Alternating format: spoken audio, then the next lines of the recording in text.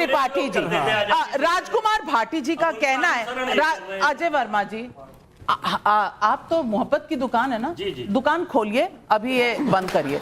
मैं हर्षवर्धन त्रिपाठी जी आपसे पूछना चाहती हूँ कि ये डेप्यूटी चीफ मिनिस्टर दिल्ली चले जाते हैं, ये पुरानी खबरों में क्यों अटके हुए हैं?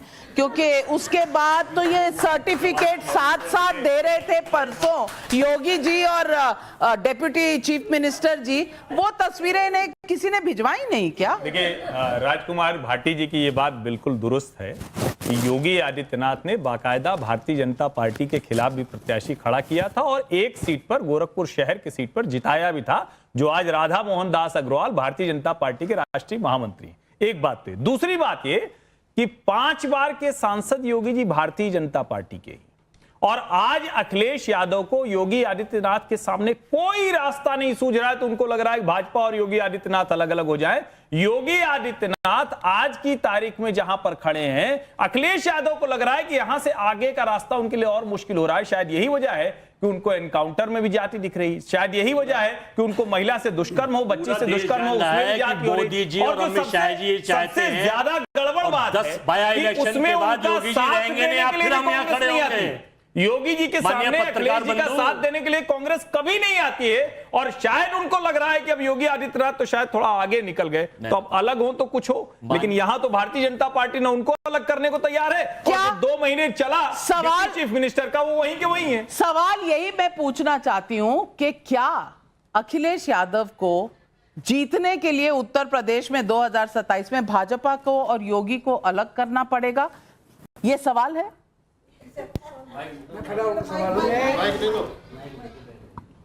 मैं एक भारत का वो किसान हूं जो आपकी डिबेट जो पूरे देश में दिखाई जाती है और डिबेट को सुनते हैं, और आपकी डिबेट मुद्दे पर सवाल करता हूं। मुद्दे पर सवाल। अभी चुनाव आया है, चुनाव में हर पार्टी जो है ना, जो डिबेट हो रही है, किसान के ऊपर कोई डिबेट नहीं है, किसान की कोई बात नहीं है। जब किसान के दर्द को नहीं समझोगे आप, इतनी बहस जो हो रही है इसमें एक बार भी मेरे देश के गरीब किसान का कहीं भी कोई पॉइंट उभर के नहीं आया। आप राजनीति पर लड़ते हो तो देश का जो अन्नदाता है उस पर भी कोई 2 शब्द कह के उसके भी बहुत सही सवाल।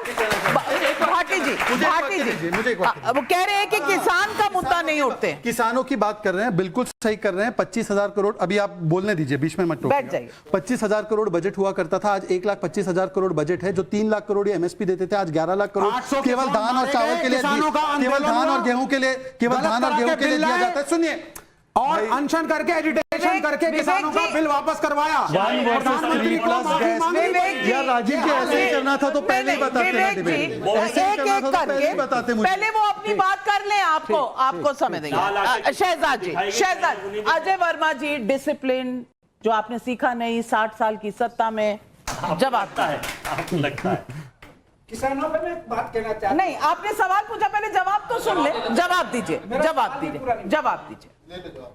2006 में स्वामीनाथन कमीशन की रिपोर्ट आई, 2014 तक लागू क्यों नहीं हुई, और जब लागू हुई तो स्वामीनाथन जी ने प्रेज भी किया मोदी जी को, और स्वामीनाथन जी को भारत रत्न देने का भी काम हमने किया, चौधरी चरण सिंह जी को भी भारत रत्न देने का काम किया हमने, एग्रीकल्चर बजट बढ़ाया, और आज जिस प्रकार से एमएसपी हमने सब जगह बढ़ाया। 1200 किसानों की आत्महत्या कर्नाटका में हुई, एक शब्द नहीं बोलेंगे।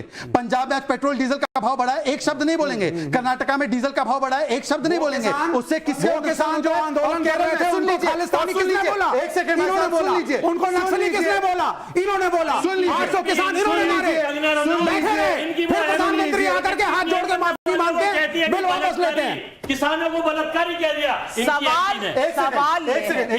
ये है, बताइए कितनी शर्म। सवाल ये है, हर चीज आप लोग तो जीत चुके हैं, लेकिन बैठे अब भी विपक्ष में है। चक्कर क्या है, मर्ज क्या है भाई?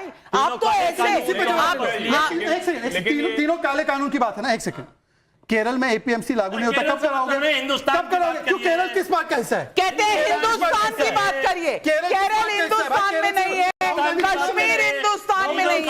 सवाल ये है, जवाब दीजिए। बलात्कारी बता दिया, कंगना रनौत पर उनको जो बीजेपी से झाड़ पड़नी थी पड़ चुकी है। उससे नहीं होना, वहां पहले रैपट मार दो किसी के गाल पे, अभी सॉरी बोल दो। मुझे लगता है कि अजय वर्मा जी झूठ बोलते हैं, चिल्ला चिल्ला के बोलते हैं, बार बार बोलते हैं, ऐसे ही बोलते हैं ना, ये बंद कर दीजिए। कंगना रनौत ने स्पष्ट तौर पर कहा कि वहां पर लाशें थी, क्या उस दलित को नहीं मारा गया था सिंघू बॉर्डर पर? क्या किसान आर्मी के कैंप में क्या बलात्कार नहीं हुआ था? सभी किसानों को बलात्कार ही नहीं किया। और देखिए चिल्लाते हैं ना, आपके पास कुछ नहीं होता। बीजेपी ने खंडन कर दिया, तुम ज्यादा बड़े बीजेपी से खंडन कर दिया। कोई तथ्य तर्क नहीं है, ये किसी भी बात बोले। अरे बीजेपी खंडन करे, आप बलात्कारी कहने वाले, आप भी किसान विरोधी पत्रकार हैं, आप किसान विरोधी पत्रकार हैं।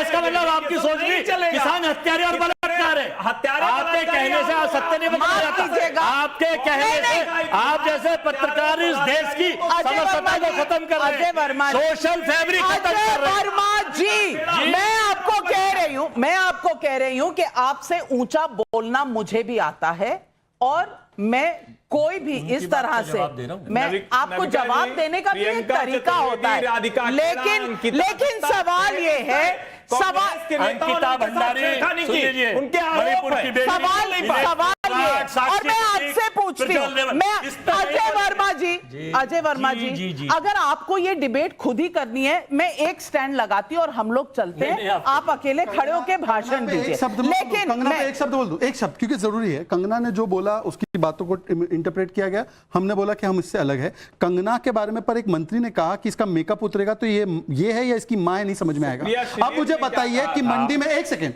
महिलाएं यहां पे बैठी हैं, कंगना का मेकअप उतरेगा तो पता नहीं चलेगा कि ये कंगना है या उसकी मां है। ये कांग्रेस के मंत्री ने किया, लड़की हूं लड़ सकती हूं कहने वाले। अब बताइए कि उन्होंने एक कार्रवाई नहीं की, उन्होंने बोला सही बोला कंगना पे। और ये भी कहा गया मंडी में आजकल भाव क्या चल रहा है, ये कंगना रनौत के बारे में कहा गया।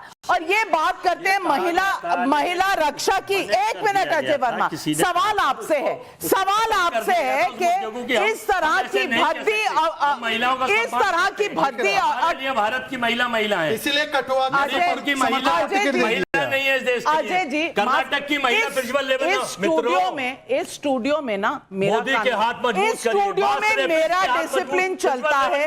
3000 वीडियो में अजय वर्मा जी, इस स्टूडियो में नहीं, माफ कीजिए, अगर पब्लिक का शो है तो पब्लिक सवाल पूछेगी और बीच में कोई नहीं बोलेगा। किसी की इतनी हिम्मत नहीं है कि पब्लिक के सामने बोले।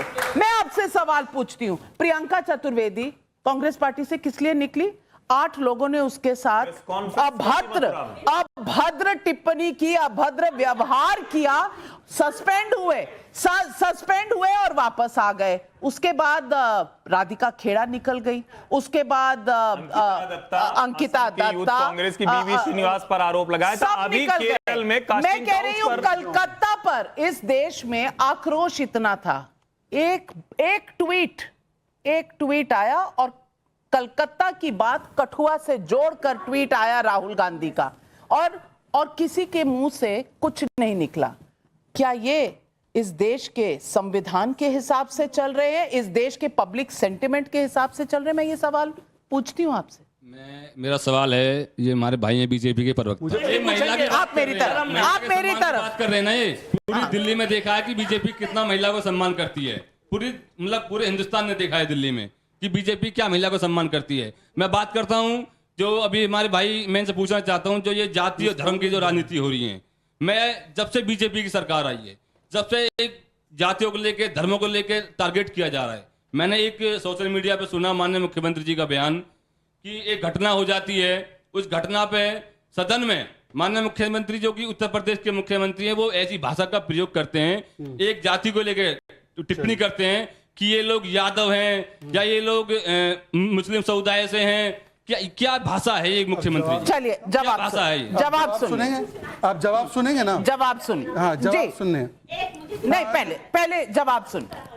2012 में समाजवादी पार्टी ने अपने मैनिफेस्टो में लिखा था मुस्लिम आतंकियों को छोड़ेंगे। शुरुआत की थी अखिलेश यादव ने, और कोर्ट ने कहा था कि आज आपने आतंकी छोड़े तो कल पद्मश्री देंगे। तब आपकी जुबान पे नहीं आया। आप जाति नहीं सुन लीजिए, अरे भाई सुन लीजिए ना, अब सुन लीजिए ना, अब सुन लीजिए ना। क्यों मुस्लिम होगा तो आतंकी छोड़ देंगे आप? नहीं मुस्लिम होगा तो आतंकी छोड़ देंगे आप? और सुनिए और सुनिए और सुनिए और सुनिए और सुनिए और सुनिए और सुनिए और सुनिए और सुनिए। भाई साहब आप सुन रहे हैं ना, कश्मीरी पंडितों के साथ जो हुआ वो आतंकवाद मानते हैं आप? मानते ना? नहीं मानते, नहीं मानते। मतलब देखिए, हिंदू आतंकवाद होता है पर कश्मीरी पंडितों के साथ जो हुआ वो आतंकवाद नहीं है। और यही दिखाता है ये किसके साथ आए हैं, किसके लिए सवाल पूछ रहे हैं।